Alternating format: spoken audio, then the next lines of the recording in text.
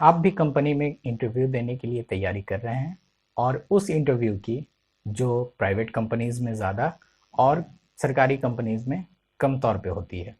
Private companies में interview जो आजकल लिए जा रहे हैं उनमें बहुत कम वक्त होता है और उस कम वक्त में अपने आप को साबित करना होता है। वैसे तो हर इंटरव्यूअर अपने अपने प्रोफेशन के हिसाब से अलग अलग तरह के सवाल करते हैं, लेकिन हर सवाल में एक सवाल कॉमन ज़रूर होता है जो हर इंटरव्यूअर सबसे पूछता है, और वो है कि आप हैं कौन और ख़ुद को किस तरह से एक्सप्लेन करते हैं। तो इस सवाल का जवाब देने के लिए आजकल एक बहुत ही यूज़फुल टूल्स का इस्तेमाल किया जा रहा है जिसका नाम है एलिवेटर पिच या एलिवेटर स्पीच। तो आइए हम लोग जानते हैं कि आखिर ये एलिवेटर पिच है क्या।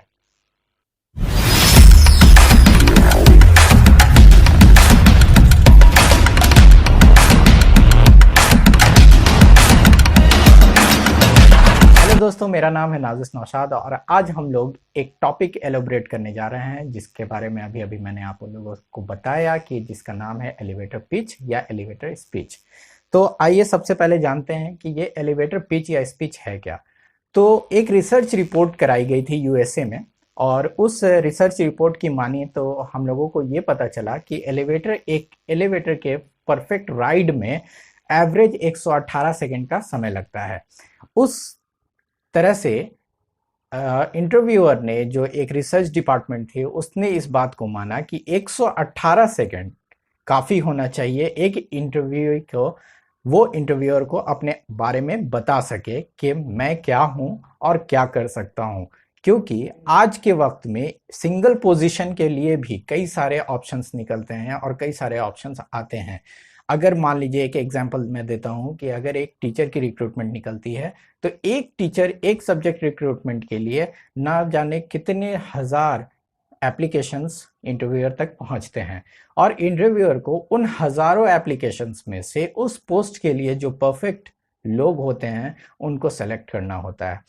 तो उस परफेक्शन को सेलेक्ट करना उतनी भीड़ में से बहुत ही मुश्किल है और उनके पास भी वक्त कम होता है। तो ऐसा हम कुछ ऐसी अपनी तैयारी करें कि अपना इंटरव्यू कुछ ऐसा दिया जाए कि इंटरव्यूअर पे एक अलग पहचान हो, इंटरव्यूअर जो चाहता है, पोस्ट की जो डिमांड है वो पूरी हो सके।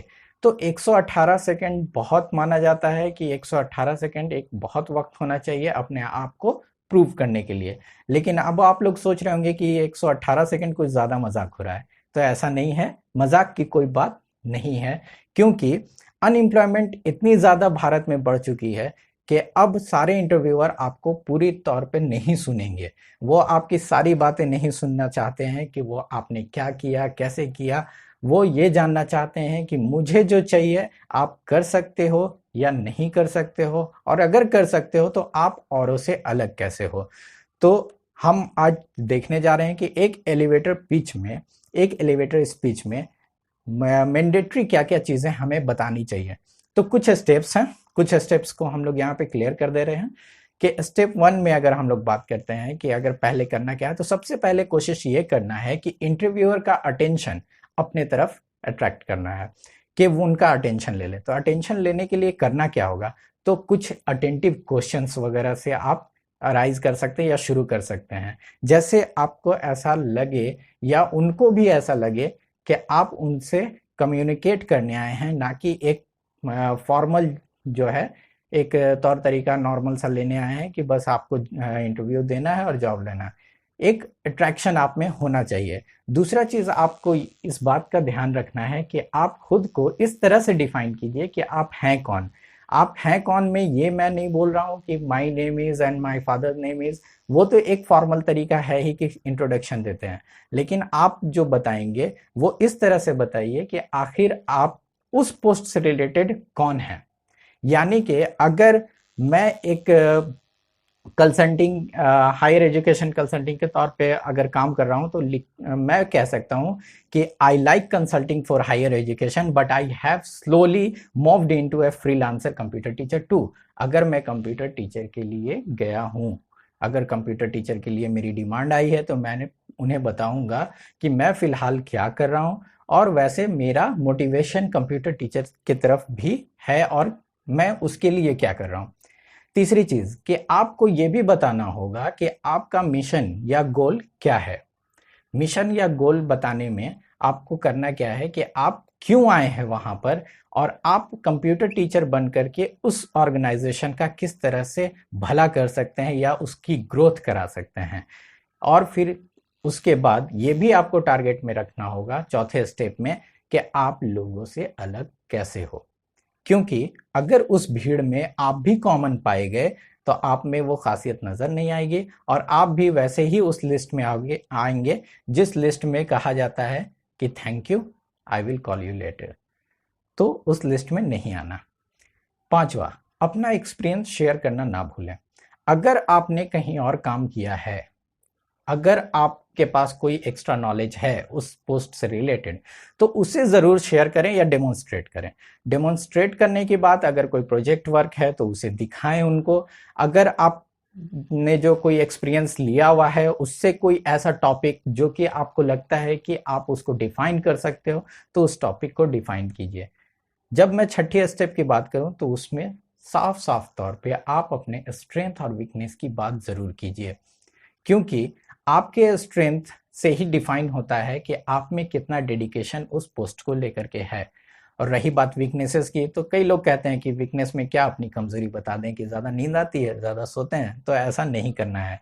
वो वीकनेसेस आपके नहीं है। वीकनेस आपका ये भी हो सकता है कि आप कोई, या आपकी वीकनेस ये है कि जब तक काम खत्म ना हो जाए मैं काम को नहीं छोड़ता। ये एक वीकनेस में आ सकती है जिसको अदर साइड से आप उसको पॉजिटिव दिखाना चाह रहे हो। वो आप खुद का वीकनेस मान रहे हो, कंपनी को ये लगे कि नहीं नहीं ये अच्छी चीज़ है कि इसमें एक डेडिकेशन है अपने पोस्ट के लिए। नेक्स्ट स्टेप की बात करते हैं तो उसमें एक इंटरव्यूअर पे अच्छा इंप्रेशन ज़रूर बनना चाहिए। अब ऐसा भी नहीं कि आप इंटरव्यू के लिए जा रहे हैं और आपका फेस डल हो, आप थोड़ा उदास हो, या उनसे कम्युनिकेट करते टाइम में आपका आई कांटेक्ट इधर से उधर हो रहा हो, कभी आसमान देख रहे हैं कभी ज़मीन, तो ऐसा ना करें। क्योंकि इंटरव्यूअर को भी ऐसा लगना चाहिए कि आपने उनका अटेंशन अगर ग्रैब किया है तो आप भी उनको अटेंशन दीजिए, क्योंकि वो आप ही के लिए वहाँ पे बैठे हैं कि आपको सेलेक्ट करना है या नहीं। तो ये थे कुछ खास स्टेप्स जिनको आप अगर पॉइंट आउट करते हैं, अगर आप इस पे नोटिस करते हैं और इसके साथ ही इंटरव्यू की तैयारी करते हैं, तो ज़रूर आप कामयाब होंगे।